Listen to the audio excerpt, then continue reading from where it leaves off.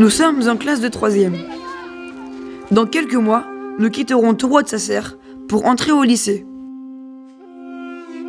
Nous nous connaissons depuis des années, depuis la maternelle pour certains, depuis la primaire pour d'autres. On est à Taureau-de-Sasser depuis 2007, depuis qu'on a 2 ans et demi. 2 ans et demi, ça fait quand même longtemps, ça fait 11 ans à peu près. Moi ça va faire 11 ans, depuis 2007 je crois, comme Caïn et Panos, et ça fait quand même longtemps.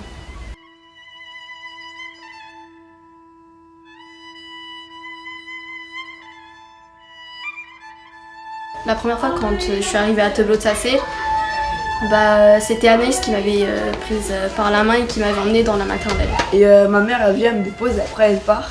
Et j'ai pleuré parce que je voulais pas. C'était triste mais c'était mignon.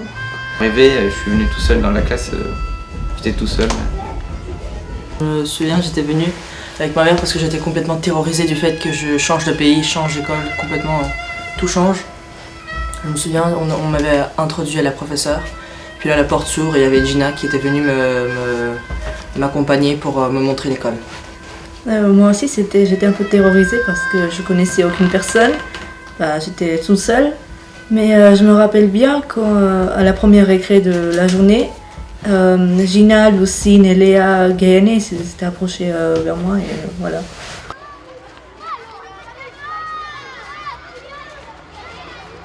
C'est ici que nous avons fait nos premiers pas d'écolier. Nous y avons appris à lire et à écrire.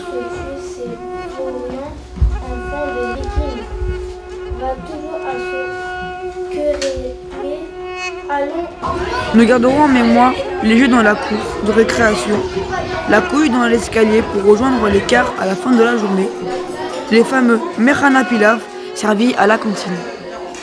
Notre meilleur souvenir passé ici, c'est tous parce que on est comme une famille entre nous et on voit plus les camarades que nos parents, quoi. L'esprit de famille, parce que notre classe c'est comme une famille. On s'aime beaucoup. Je sais qu'on ne voulait pas se séparer à la fin de la journée, on voulait rester ensemble et continuer à jouer.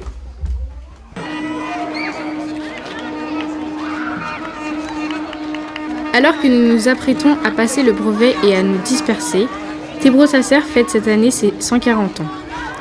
Nous sommes tous conscients que cette école a quelque chose d'unique.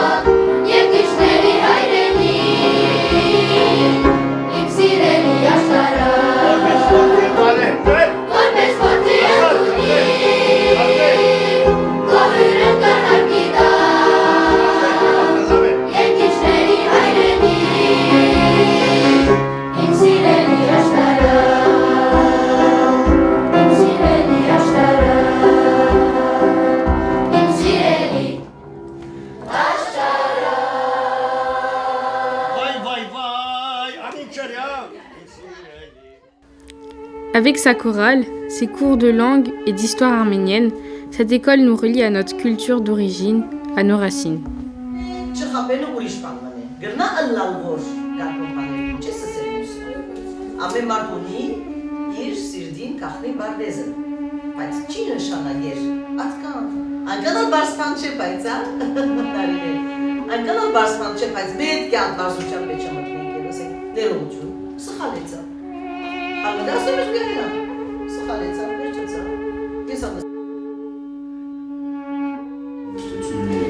Իսկական ընկերություն նվիրում է սերը անսահման Եղավ Հայաստանի գաթողիկոս նշանակել երիտասարդ Ներսեսը անձամբ միացան եւ այդ քաղաքը առաջ ավարտի.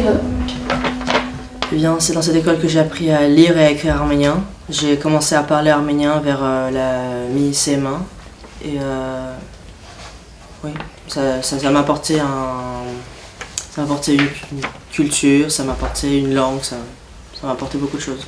J'ai appris plus de choses sur l'histoire de notre peuple.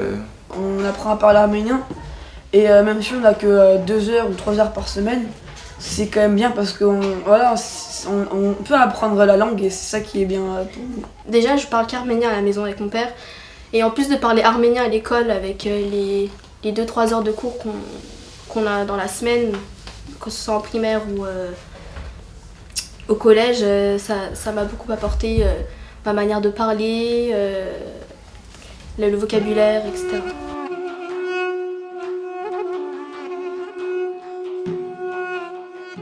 Dans les couloirs, les images sur les murs nous rappellent que nous sommes les héritiers d'une longue histoire. Loin du Raincy et de la région parisienne, cette histoire nous emmène 140 ans plus tôt, au cœur de l'Empire ottoman. En 1879, l'association des dames arméniennes Amies des écoles Tebrosatsir est créée par des intellectuelles arméniennes. Installée dans la banlieue de Constantinople, l'école devait former des institutrices afin d'enseigner la langue et la culture arménienne. À la fin du 19e siècle, l'école accueillait plus de 180 élèves. C'est une fierté. Voilà. Le peuple arménien, ils ont quand même beaucoup souffert pendant le génocide arménien et maintenant notre génération représente l'Arménie et on montre qu'on est toujours là. Et c'est vraiment une fierté.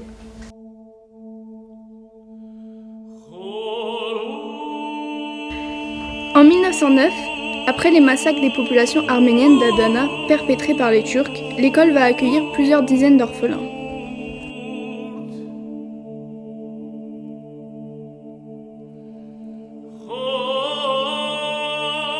Quelques années plus tard, en 1915, alors que plus de 300 élèves étudient à Tebrosatsir, l'association des dames arméniennes est contrainte à cesser ses activités.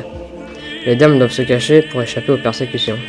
Peu importe ce qui se passe dans notre vie, on sait toujours que ceux qui ont été là avant nous, ils ont souffert encore plus que nous.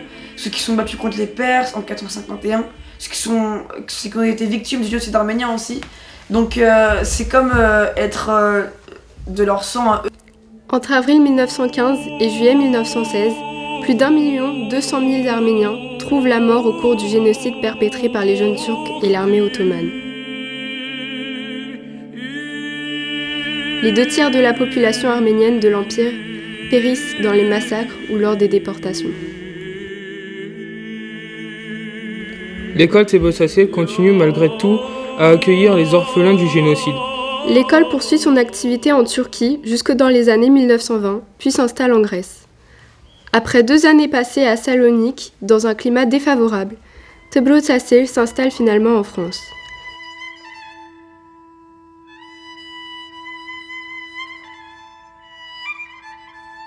Elle poursuit ses activités pédagogiques à Marseille, puis au Raincy à partir de 1928.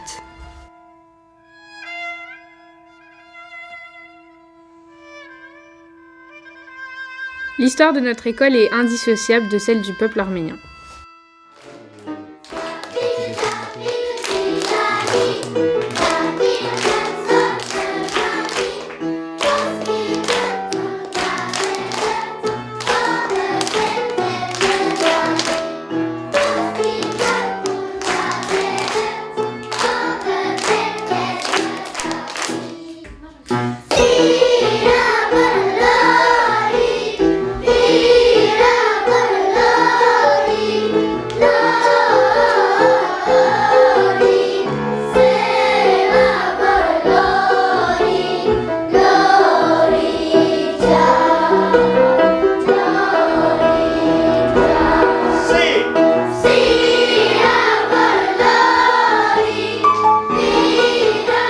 Cette année, Tebrosatsir a 140 ans.